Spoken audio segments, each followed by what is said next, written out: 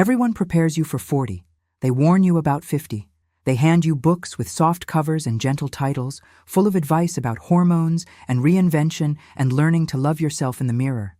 They throw parties for 60. They take photographs, make toasts, say things like 60 is the new 40, which, if you think about it, says more about our fear of aging than our celebration of it. But 70? 70 arrives like a door opening into a room no one ever described to you. No one painted the walls for you in advance. No one told you what the light would look like, what the air would feel like, what sounds you would hear when you first stepped inside. And most women step through that door alone, without a map, without a warning, without anyone having told them honestly, clearly, lovingly, what actually waits on the other side. I have spent years sitting with women who crossed that threshold before me. Elders. Women who had lived through things I can barely imagine, through loss and war, through love that lasted and love that broke them, through silence that stretched for years and silence that finally felt like peace. Women who had buried parents and sometimes children. Women who had rebuilt themselves from rubble more than once.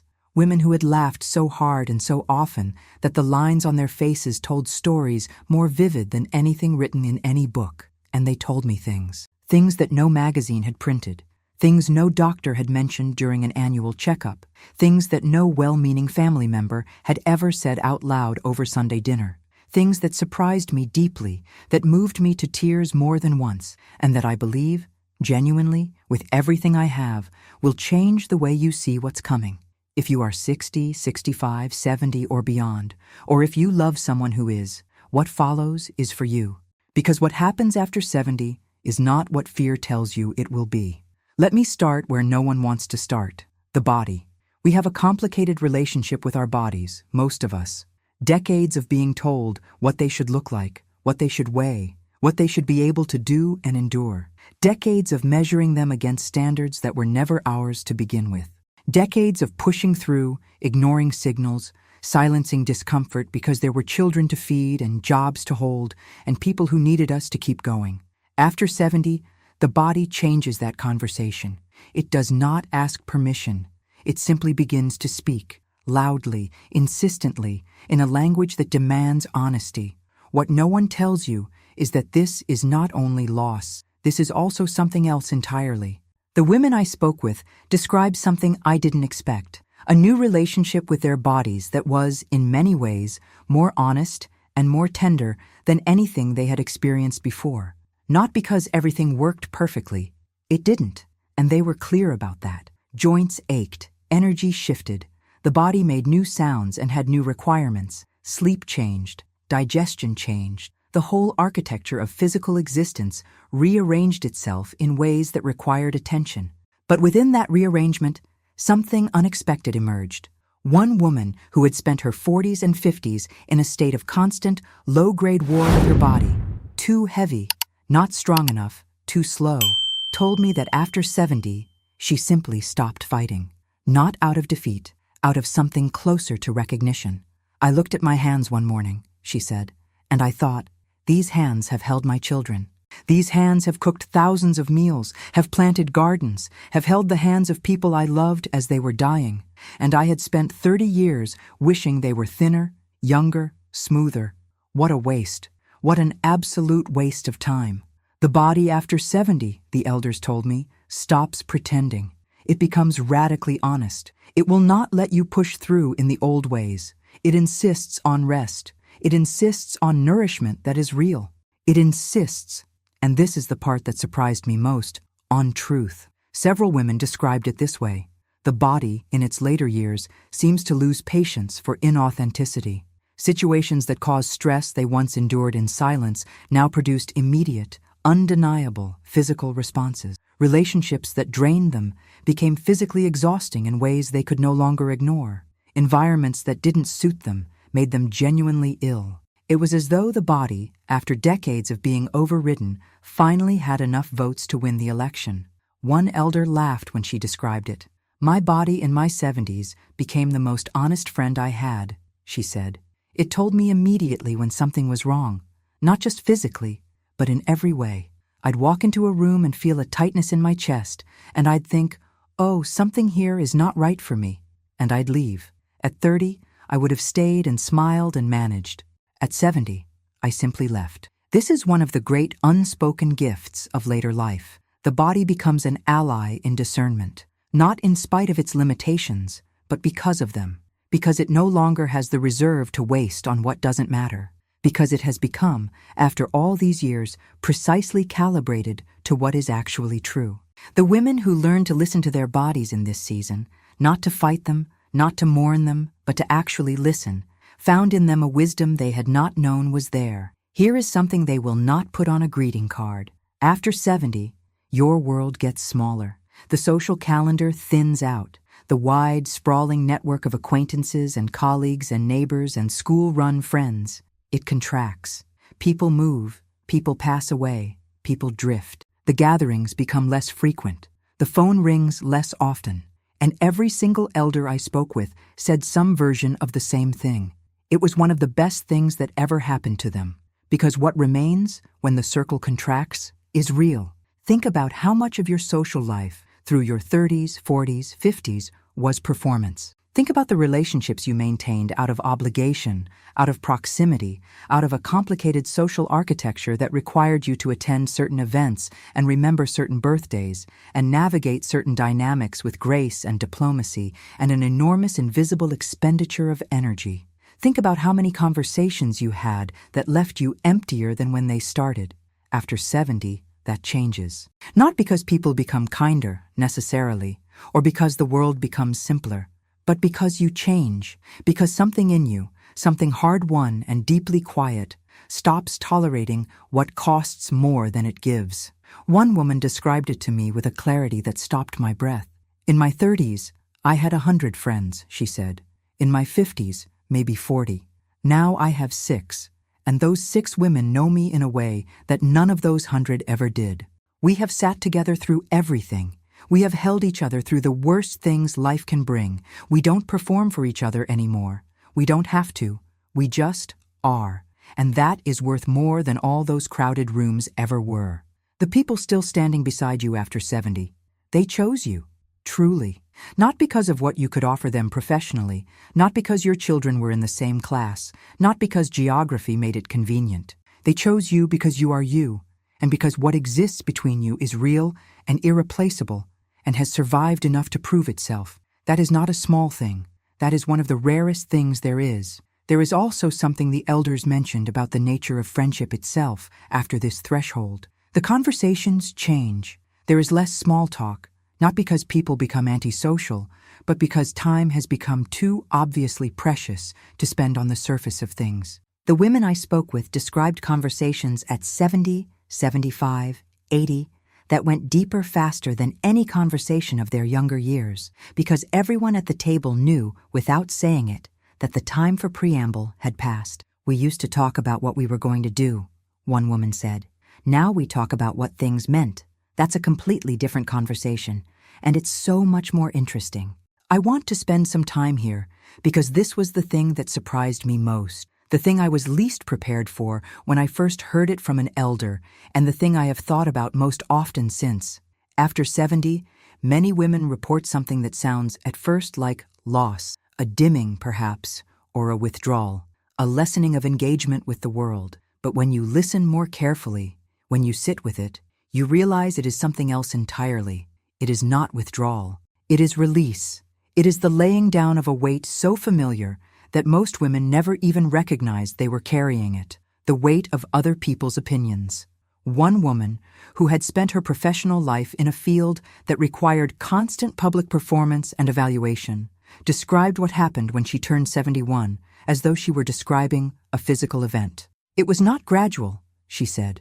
One day I was still running the old program. You know, the one in the back of your mind that's always calculating. How am I coming across? What does she think of me? Was that the right thing to say? Did I seem okay? Competent? Likeable?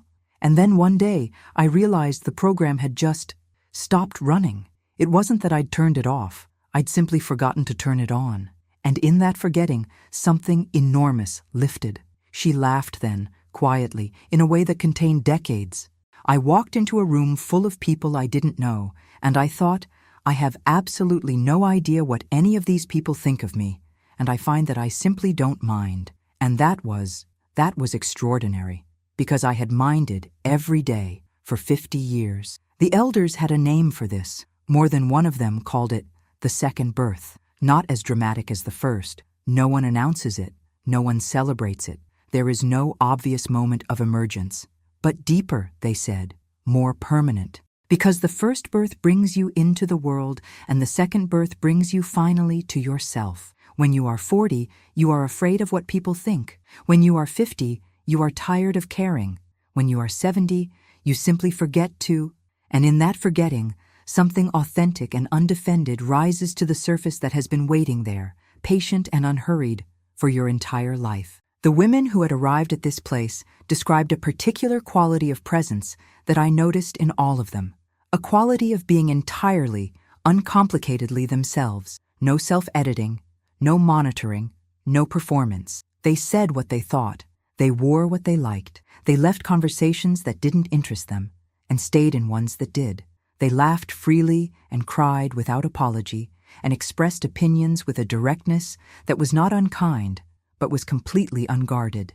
And people, younger people especially, were drawn to them like light, because there is nothing more magnetic than someone who has stopped pretending, nothing more restful to be near, nothing that calls to something in you more insistently than a person who is entirely, fully, unapologetically there. This is what becomes available after 70, if you let it. Not the absence of self, the arrival of self. The version of you that existed before the world told you who to be, finally, given room to breathe. And now we come to the thing the elders always saved for last, the thing they said most people aren't ready to hear until they've heard everything else. The revelation that lived at the bottom of all the other revelations, quiet and patient and more luminous than anything above it. Here it is. After 70, for the first time in most women's lives, they owe nothing to anyone. I want to say that again because I want you to feel the full weight of it, or rather the full weightlessness. After 70, for the first time, perhaps literally the first time since childhood, and maybe not even then, a woman can live without the structure of obligation defining her days. Think about the architecture of a woman's life from the outside. From the moment of earliest awareness, there is someone who needs something from her. Parents need her compliance, her achievement, her reflected success. Friends need her presence, her loyalty, her social navigation. A partner needs her attention, her support, her partnership in building a life. Children need everything, continuously, for decades, in ways that are profound and beautiful and also consuming in a manner that never fully ends, even when it changes. Work needs her productivity. Society needs her performance. Every role she inhabits carries its requirements and its measures. And through all of it, across all those decades, a part of her has always been held in reserve. Not selfishly, necessarily, because the architecture of her life required it, because there was always someone the next hour belonged to. After 70, after the children are grown and launched, after the career has given what it was going to give, after the proving and the building and the achieving have run their course, what remains? She remains, pure and entirely her own. One elder told me she spent the first year after turning 70 in a state of bewilderment, not depression. She was careful to distinguish this. Not emptiness, bewilderment. Because she would wake in the morning and feel something she didn't initially have words for, a kind of spaciousness, a kind of openness in the day that she had never encountered before, and she didn't know what to do with it. I kept waiting for the obligation, she said. I kept listening for it. Who needs me? What's next? What have I forgotten? And slowly, I realized nothing. No one is waiting. There is no emergency. This morning belongs entirely to me for the first time in 50 years, and I sat in my kitchen and I cried, not from sadness, from something I can only call relief. What the elders described, in different words and with different details but with the same essential truth, was a season of life defined not by loss, though loss was present, but by a profound and unexpected wholeness, a return to something they had forgotten they had ever possessed. The freedom to be curious about things with no practical purpose, to read books that had no application to anything, to take up painting at 73, not to become a painter, but because there was color in the world, and they wanted to respond to it. To spend an afternoon in a garden, not because the garden needed tending, but because the light through the leaves was extraordinary and they had nowhere else to be. To make decisions, this is the part that moved me most, entirely according to what was true for them, not what was expected, not what was strategic, not what would serve the life they were building or protect the future they were planning for. Simply, what was true, what resonated, what felt in the clearest, quietest part of themselves like yes. One woman put it this way: I spent 60 years making decisions based on what would be good for everyone. I spent the last 10 making decisions based on what was beautiful to me. And I can tell you, and I would tell any younger woman who would listen, those last 10 years have contained more genuine living than all the rest put together. There is something else no one tells you, and it lives alongside everything above. After 70, time changes. Not just in the obvious way, not just in the awareness that there is less of it ahead than behind, which is real and which asks to be acknowledged honestly rather than pushed away, but in a subtler, stranger, more interesting way. Time slows down. I know how that sounds. I know what you expect me to mean. But I don't mean it the way it's usually meant, as a complaint, as the boredom of endless days. I mean it as a kind of miracle. When you are 40 with children, and a career, and a household, and a social life, and aging parents, and a body that needs maintenance, and a relationship that needs tending, time does not pass. It vanishes. You look up from the blur, and it is September, and you genuinely cannot account for March through August. You exist in a permanent state of catching up to a life that is always moving faster than you can follow. After 70, the elders told me, something different happens. The days become visible again, individual, distinct. You notice the morning in a way you hadn't since childhood. You notice the particular quality of light in October, the smell of a certain kind of afternoon, the texture of an ordinary Tuesday that has nothing scheduled in it, and is, for that reason, full of possibility. I started noticing things I had been walking past for decades, one woman said, not because my life had become small, because I had finally slowed down enough to see what was actually there. This is the gift that arrives wrapped in something that looks, from the outside, like diminishment, the quieter life, the smaller circle, the reduced busyness. What it actually contains, if you receive it as the elders learned to receive it, is presence. Radical, complete, undiminished presence in your own life. I want to end with something an elder told me near the end of one of our conversations. She was in her late 80s by then. She had outlived her husband, outlived one of her children, outlived friends she had loved for 60 years. She had experienced losses that I would not insult by trying to minimize. And she sat across from me in a small room full of afternoon light, and she was, I want to be precise here because it matters, she was not performing peace. She was not demonstrating equanimity for my benefit. She was simply, genuinely at ease. I asked her what she would say to a woman of 60 who was afraid of what was coming. She was quiet for a long time, long enough that I wondered if she had forgotten the question. Then she looked at me with eyes that had seen so much they had become something like clear water, and she said, I would tell her, stop rehearsing your life, stop waiting for the version of yourself that is ready, finally, to live it fully. Stop apologizing for the space you take up. Stop editing yourself for people who aren't worth the revision. The woman you have been trying to become, she is already in there. She has been there the whole time. She is not waiting for your children to grow up, or for your career to settle, or for your body to finally be acceptable, or for someone to give you permission. She is in there right now, patient as soil, waiting for you to stop being so afraid of her. She paused. After 70, she said, most women finally stop being afraid. And what they find, when the fear steps aside, is not an old woman at the end of a life. What they find is themselves, for the first time, whole. If you are in your 60s, walking toward this threshold, I want to tell you what I wish someone had told me before I understood any of this. What is coming is not only loss. I will not tell you that, because it would be a lie, and you deserve honesty. There is loss, there is grief. There are things that will hurt in ways you cannot anticipate and would not choose. But inside the loss, and alongside it, and sometimes because of it, there is also this, a body that finally speaks the truth and teaches you to listen. A circle of people, small and real and chosen, who know exactly who you are, a self, whole and undefended, that has been waiting all this time for the noise to quiet enough that she could finally be heard. A morning that belongs entirely to you. A freedom that has no word in most languages because most people give up before they find it. You are not fading, you are arriving, and the room on the other side of that door, the one no one ever described, is fuller of light than you have been led to believe.